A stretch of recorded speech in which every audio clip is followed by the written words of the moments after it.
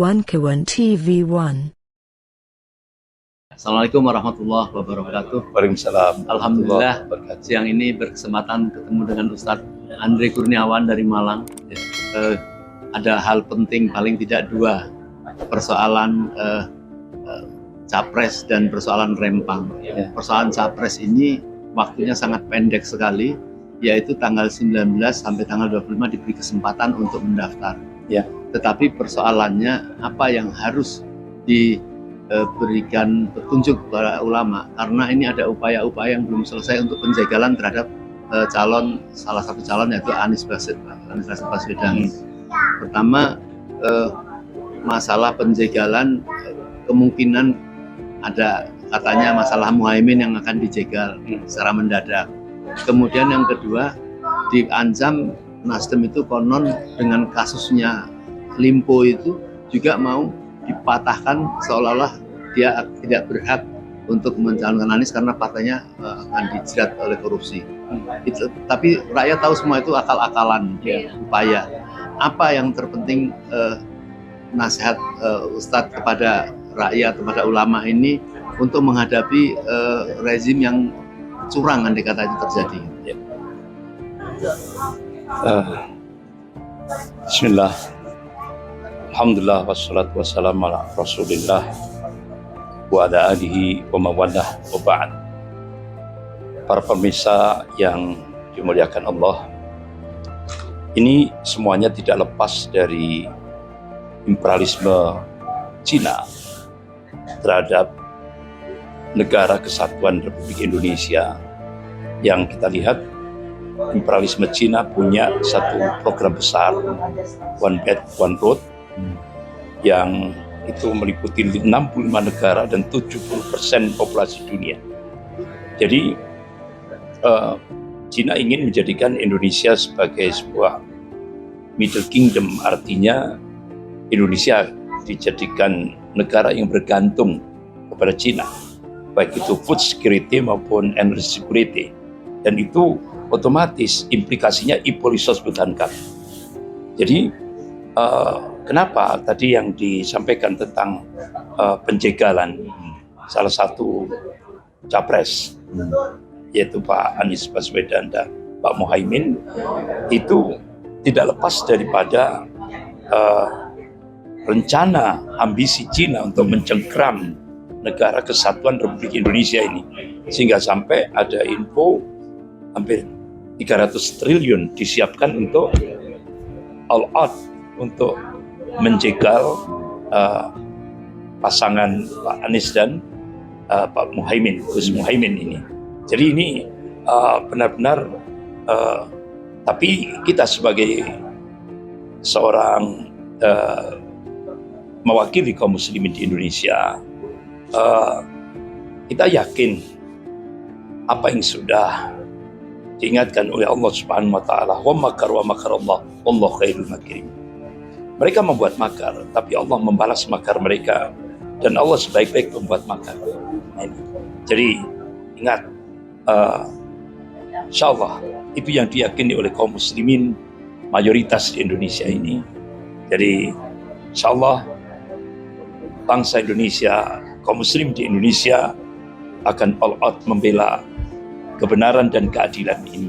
Mudah-mudahan satu tekad, semangat kebersamaan kaum muslimin ini insyaallah akan terus berjuang menegakkan kebenaran, terutama menghadapi imperialisme Cina yang sudah merambah di semua lini kehidupan berbangsa dan bernegara ini. Apabila kecurangan itu betul-betul sudah sampai kepada penghentian atau pengunduran jadwal untuk Pilpres itu, karena mereka melihat nampaknya dengan pasangan Anies dan Muhaimin ini sudah di atas angin, dan itu kekhawatiran yang besar.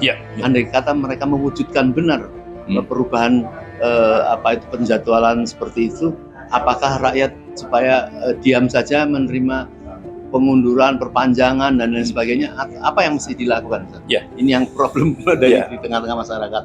Kalau kita melihat di lapangan, Masya Allah, amin, ya kan?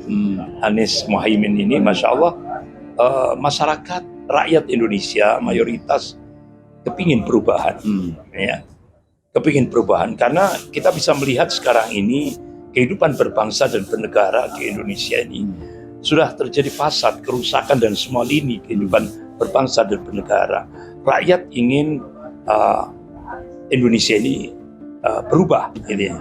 Nah, ketika nanti penjagalan ini tadi terjadi, ingat, rakyat tidak akan tinggal diam, dan itu bisa memicu chaos di Indonesia, dan itu kosnya besar, ya, itu ya. Makanya saya mewakili umat Islam, ayo selamatkan negara kesatuan Republik Indonesia ini dari ambisi-ambisi yang itu justru merugikan bangsa dan negara Indonesia ini. Saya kira gitu. Termasuk penolakan terhadap MK apabila dia nekat Senin itu memutuskan terjadi perubahan umur calon presiden, padahal itu tadi sudah banyak dijelaskan para tokoh, itu satu pelanggaran bagi MK yang tidak punya hak untuk memutuskan itu adalah haknya DPR. Kemudian apabila ada uji material ke MK, baru MK ini MK kemudian dia memutuskan, padahal yang mengajukan itu adalah adiknya sendiri dari PSI yang tidak punya stake landing. Ya. Jadi memang di Indonesia ini kan menganut tiras politika, yaitu eksekutif, yudikatif, dan legislatif. Jadi seperti kasus tentang perubahan umur, ya kan, sebagai cawapres, gitu ya. Itu hak legislatif. Jadi kalau MK memaksa, ya kan, ini akan terjadi blunder, gitu ya. Dan ini otomatis itu akan memicu chaos di tengah-tengah dan kehidupan berbangsa dan bernegara. Jadi rakyat ini tidak akan mungkin mendiamkan. Rakyat akan bangkit untuk karena kedaulatan terbesar ada di tangan rakyat. Oleh karena itu saya minta kepada semua petinggi-petinggi di Indonesia ini, cobalah tahan, ya kan. Kita harus sesuai dengan konstitusi. Insya Allah, kalau kita tetap konsisten pada konstitusi, insya Allah negara ini akan diberikan keberkahan dari sisi Allah Subhanahu Wa Taala, sebagaimana yang sudah ada dalam preambul pembukaan Undang-Undang Dasar 45. Dan atas berkat rahmat Allah itu Indonesia merdeka. Makanya kalau kita keberkahan Allah ini ingin didapat oleh negara kesatuan Republik Indonesia ini, ayo kita taati konstitusi. Karena MK memaksakan, itu otomatis pelanggaran konstitusi. Ini yang harus dilawan, terutama oleh rakyat mayoritas di Indonesia ini. Satu lagi tidak kalah pentingnya, Ustaz, ini masalah Rempang. Masalah Rempang ini kan terjadi satu pelanggaran HAM berat, dan dengan penipuan-penipuan investasi dan sebagainya itu.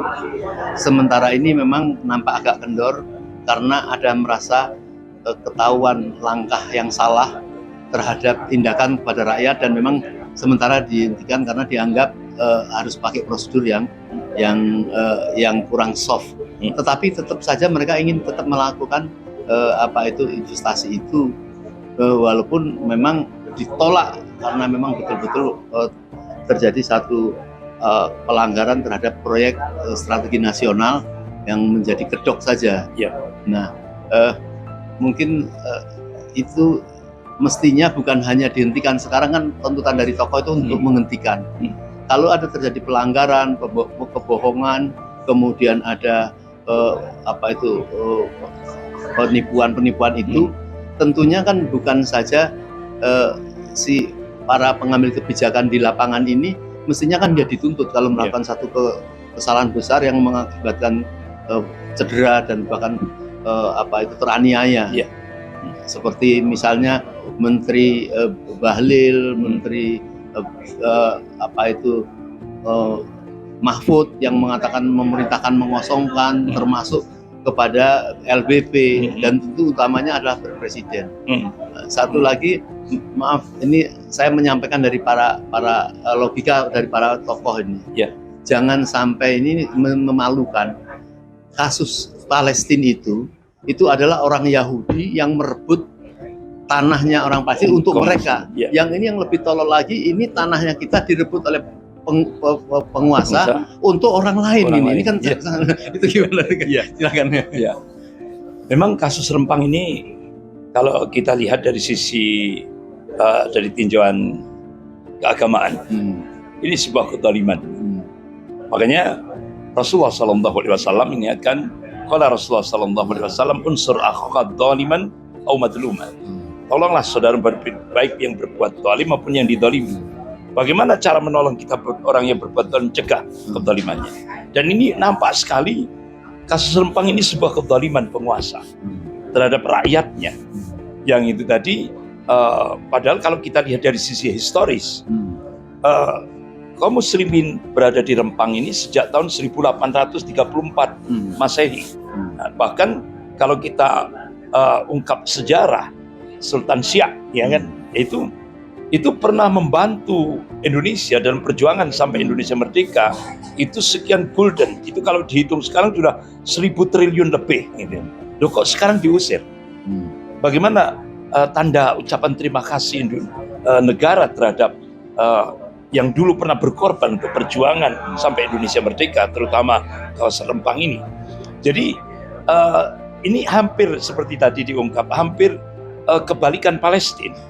Kalau Palestina itu Israel merampas tanah umat Islam Palestina untuk rakyatnya.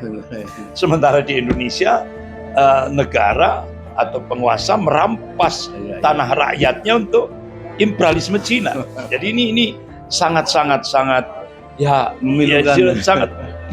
miris kita melihat ini benar-benar. Terus bagaimana sila kemanusiaan yang adil dan beradab gitu. Jadi ini hanya sekedar lipstick berarti. Seperti jargonnya saya Pancasila, saya Indonesia, saya NKRI, itu ternyata lipstick. Yang ternyata ini melampaui daripada penjajah Belanda. Nah, ini. Jadi ini sebuah kezaliman yang tidak boleh kita biarkan. Nah, itu.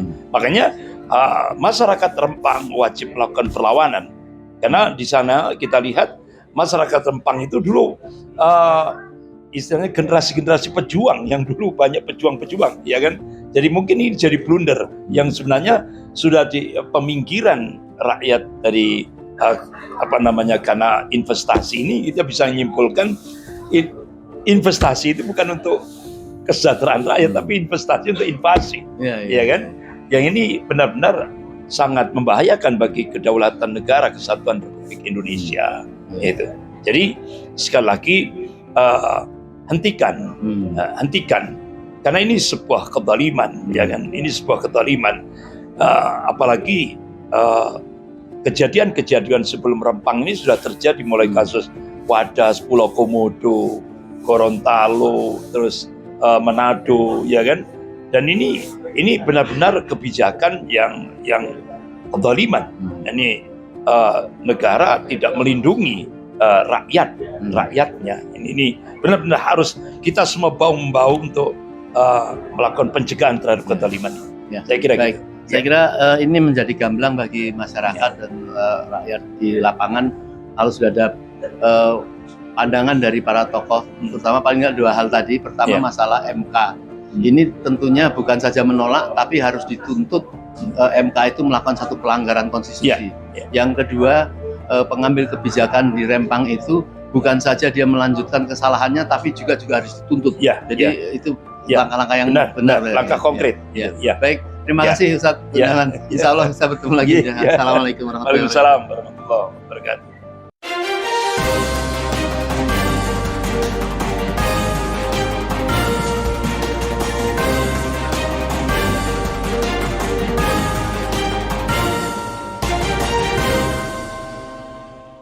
One Kawan TV 1